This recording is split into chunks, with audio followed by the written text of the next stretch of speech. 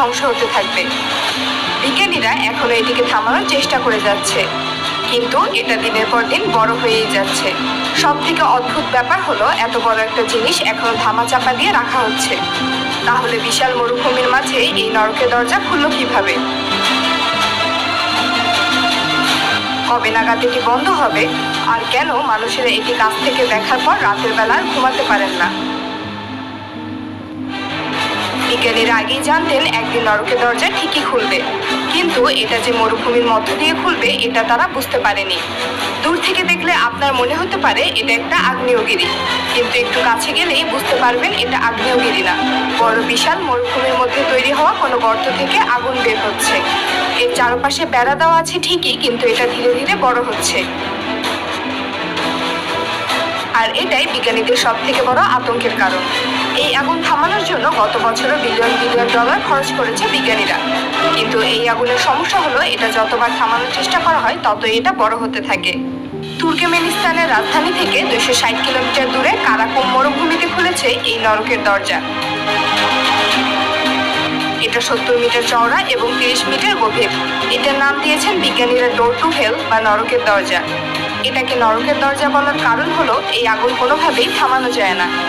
বিভিন্ন ধর্মের মানুষেরা বিশ্বাস করেন খারাপ কাজ করা মানুষেরা এই রাস্তা থেকেই নরকে যাবেন। ব্যাপারটা হলো এই নরকের দরজা কিন্তু 2-1 দিনে খোলেনি। এটা খুলেছে 1971 সালে। আপনি শুনলে অবাক হবেন, এটা কি ইচ্ছে করেই খোলানো হয়েছে। 1971 সালে সোভিয়েত ইউনিয়নের কিছু বিজ্ঞানীরা এই গর্ত তৈরি করেছিলেন।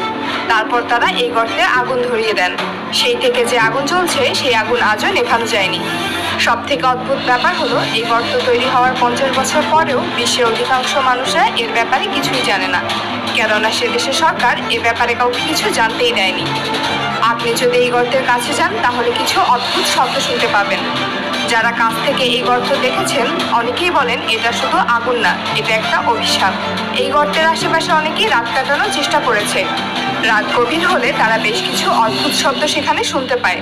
অনেকেই বলেন এই গর্তের ভেতরে তারা চিৎকারের আওয়াজ শুনতে পায়, কিন্তু আগুনের ফোঁস-ফোঁস শব্দে সেই শব্দ হারিয়ে যায়। এই গর্তের ওপাশে কি আছে এটা জানার জন্য বিজ্ঞানীরা অনেক অনুসন্ধান করেছে, কিন্তু অদ্ভুত ব্যাপার হলো এই গর্তে সর্বক্ষণ আগুন জ্বললেও এর মধ্যে অনেক ছোট ছোট জীবন রয়েছে।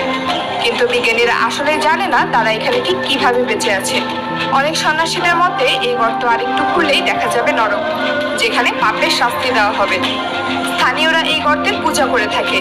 বলা হয়ে থাকে আপনি যদি আপনার শত্রুকেও এই নরকের দরজা দেখাতে পারেন তাহলে সে আর আপনার শত্রু হবে না। তাহলে এই আগুন জ্বলছে কিভাবে? উত্তরটা খুবই সহজ। 1971 সালে যারা এখানে খনন করতে এসেছিলেন তারা মূলত ভুল করে গ্যাসের খনিতে খনন করেছিলেন। তারা যখন বুঝতে পারলেন এখান থেকে গ্যাস বের হচ্ছে, তারা ভাবলেন এখানে আগুন জ্বালিয়ে দিলে সেই গ্যাস দ্রুত পুড়ে শেষ হয়ে যাবে। কিন্তু অদ্ভুত ব্যাপার হলো 50 বছর পার হয়ে গেলেও সেই আগুন আজও থামেনি।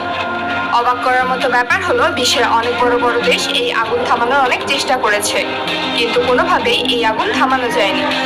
তাই আজও যদি আপনি সেখানে যান এই আগুন সেখানে দেখতে পাবেন, কিন্তু সমস্যার ব্যাপার হলো এই আগুন ধীরে ধীরে বাড়ছে।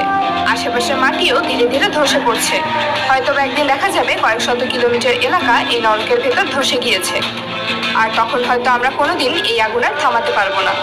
তুর্কমেনিস্তানের সরকার 2022 সালে এটাকে বন্ধ ঘোষণা করে, কিন্তু এটা এখনো বন্ধ হয়নি। এটাকে কেন বন্ধ করা হচ্ছে না কিংবা কেন বন্ধ করা যাচ্ছে না এর সঠিক তথ্য এখনো পাওয়া যায়নি। তবে এটা অস্বাভাবিক কোনো কিছু নয় যে বিশ্বের আরো অনেক জায়গায় এমন নরকের দরজা খুলতে পারে। তখন হয়তো গোটা পৃথিবী এই নরকের মধ্যে ডুবে যাবে।